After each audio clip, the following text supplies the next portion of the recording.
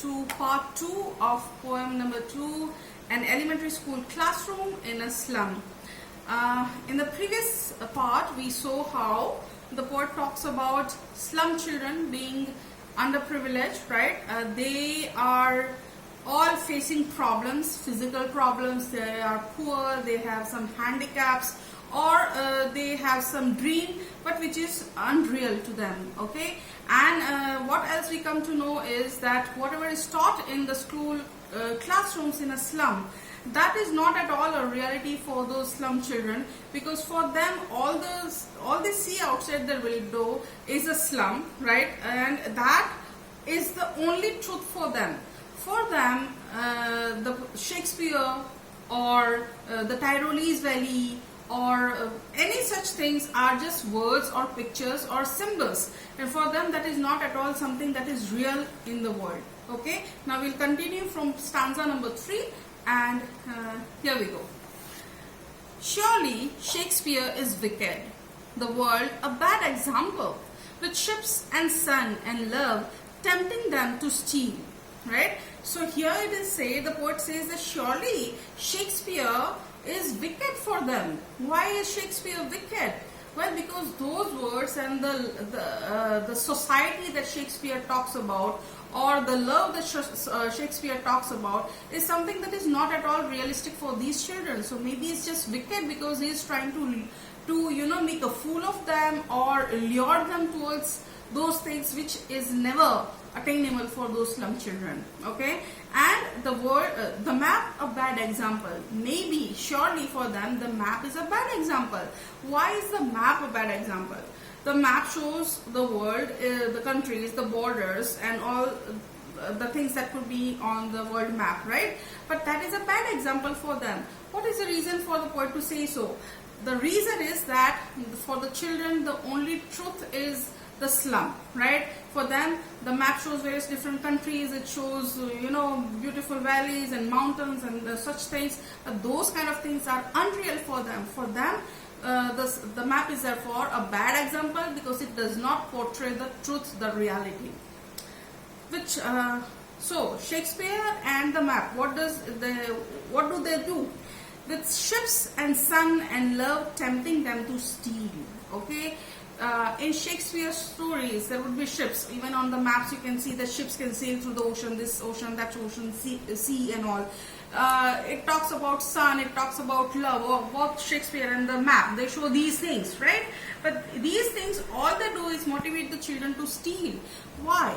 Because for these children there is no possibility to get an opportunity to attain these things through hard work, or to get enough of a good education to earn these things. So the only possible manner for these children to attain any of these things mentioned by Shakespeare or shown on the map is by stealing. Okay, so Shakespeare is wicked, and that is why the map is a bad example. Okay, for lives that slyly turn in their cramped holes from fog to endless night. So surely Shakespeare and the map are a bad example, because their lives, they slyly, that means cunningly, turn in their cramped holes from fog to endless night. Their lives, they turn cunningly in their cramped holes. Cramped holes. Now the slum is called a cramped hole. Okay, cramped is something which is very tight and is very narrow. Hole. The slum is basically considered here a hole because a hole is something that you fall into. Okay, it's a fall. There is no way for greatness out of it. Okay, so the slum is a cramped hole, and their lives are turning from fog to an endless night in this slum. That is why Shakespeare and the map are a bad example and are wicked. Okay, on their slag heap, these children wear skins. On their slag heap, these children wear skins peeped through by bones, and spectacles of steel with mended glasses. On their slag heap, that means a slag heap is a heap of rubbish. Okay, basically the slum is a heap of rubbish in all itself. I mean, the slum is a place where people live. So many, a concentration of a lot of people all the people are poor and all around there is rubbish and garbage, right? So the slum itself is a heap, and it is a slag heap, means it is a heap of rubbish. So on this slum, on this heap of rubbish, these children wear skins peeped through by bones. These children wear skins peeped through by bones. That means the bones are protruding or coming out from their skin. They are so very thin because of the poverty, evidently. Okay. And spectacles of steel with mended glass. And even if the children are wearing spectacles, these spectacles are made of steel, but they are of mended glass. That means these are spectacles that surely the rich have just thrown away because they didn't find it of any more use to them. They might have broken it, or the numbers are no longer relevant to them, so they throw them away. So these thrown away spectacles are what these slum children wear, and they mend them, they repair them in order to wear them. But even after mending these glasses, they look like bottle bits on stones. If you throw a bottle on a stone, what is going to happen? The glass bits are going to get scattered. So these slum children, the spectacles that they are wearing, which have been repaired, even after repair, even after being mended, they look like glass bits on stone. All of their time and space are foggy slum. All of their time is a foggy slum. Okay, it is a slum. All of their space is a slum. All the time they are in the slum, and wherever they look around them, there is slum. Okay, so all their time and their space is a foggy slum. Why is it foggy? Because it is bleak, because there are no opportunities, because it's just a gloomy life in a slum. Okay, so blot their maps with slums as big as doom. So what should we do? We should blot their maps with slums. To make the maps realistic, we need to simply put slums on their maps, and then they would find it relevant at all, because all those countries and those valleys and those mountain caps are not at all relevant to them. So we should actually, if you want to teach them something which is realistic, we should blot their maps with slums which are as big as doom. Here doom refers to their destiny. Their destiny is just slum. Okay, why is their destiny just slum? Because no society does not accept them, they don't get good enough education, okay, and nobody cares for them. That is why. And the last stanza: unless governor, inspector, visitor, this map becomes their window, and these windows that shut upon their lives like catacombs break open till they break the town. Okay, now the poet is addressing anybody who has any power to do anything. So governor, inspector, or visitor to the slum, he is addressing these people, that this map becomes their window, unless either you should blot their maps with slums, okay, or what else can you do? What else can you do is that this map, this world map that we are trying to educate them with, it becomes their window. That means people of the society should do something such that outside the slum, these children, they are sitting in this classroom in this slum school, outside their window all they see is a slum. Now there should be changes brought about so that outside their window there should not be visible a slum, but there should be visible the opportunities and the possibilities that are seen on the world map.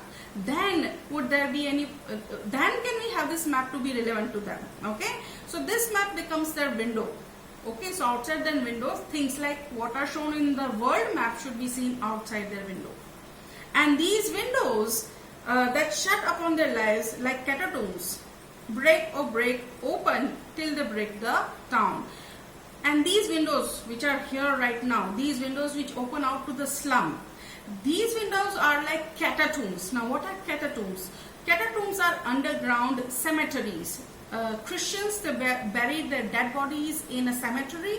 Now catacombs are underground dead bodies. That means it's a dark and gloomy place, evidently. Something from which you definitely cannot try and come out. So these windows which open out and show the children the slum, they are like catacombs. These windows should be broken until till they break the town. Until they break the town, that means they break the what do you say, the stereotype of the society. Okay, the town here refers to the society that does not accept them. It should be broken up out such that the society should start accepting these slum children. Okay, and show the children to green fields. And not only should these windows, which are like catacombs, which show the slum, that should be broken, and instead the windows should be able to show them things that are actually portrayed on the world map. And then what should be shown to the children through these windows, the new windows?